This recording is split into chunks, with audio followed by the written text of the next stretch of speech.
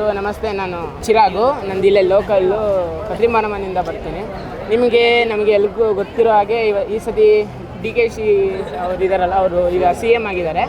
So ನಾವು ಸಿದ್ದರಾಮಯ್ಯ ಅವರು ಹೆಣ್ಮಕ್ಳಿಗೆ ಫ್ರೀ ಬಸ್ ಬಿಟ್ಟಿದ್ರು. ನಾವು ಏನೂ ಕೇಳಲ್ಲ. ತುಂಬ ಜನ ಹುಡುಗರು ಅಂದರೆ ಹೆಣ್ಮಕ್ಳಿಗೆ ಏನಿಲ್ಲ, SC ಇರ್ತಾರೆ, ST ಇರ್ತಾರೆ, ಸ್ವಲ್ಪ ಜಾಸ್ತಿ ಫೆಸಿಲಿಟೀಸ್ ಇರುತ್ತೆ.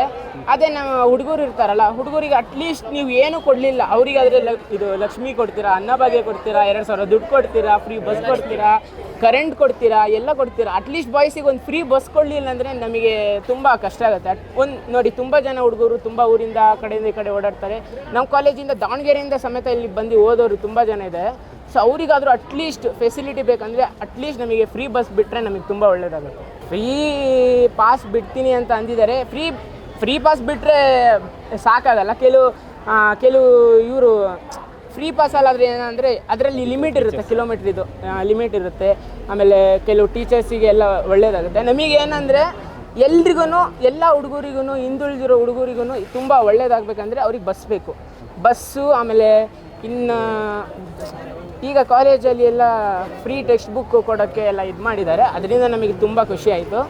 ಇನ್ನೇನೆಂದರೆ ಅವ್ರಿಗೆ ಫ್ರೀ ಪಾಸ್ ಬಗ್ಗೆ ನೀವು ಹೇಳ್ದಂಗೆ ಫ್ರೀ ಪಾಸ್ ಬಿಟ್ಟಿರೋದು ಒಳ್ಳೆಯದೇ ಆಯಿತು. ಕೆಲವು ಜನರಿಗೆಲ್ಲ 1,000 ರೂಪಾಯಿ, 750 ರೂಪಾಯಿ ಎಲ್ಲ ಕೊಟ್ಬಿಟ್ಟು ಏನೋ ಪಾಸ್ ಮಾಡಬೇಕಾಗಿತ್ತು.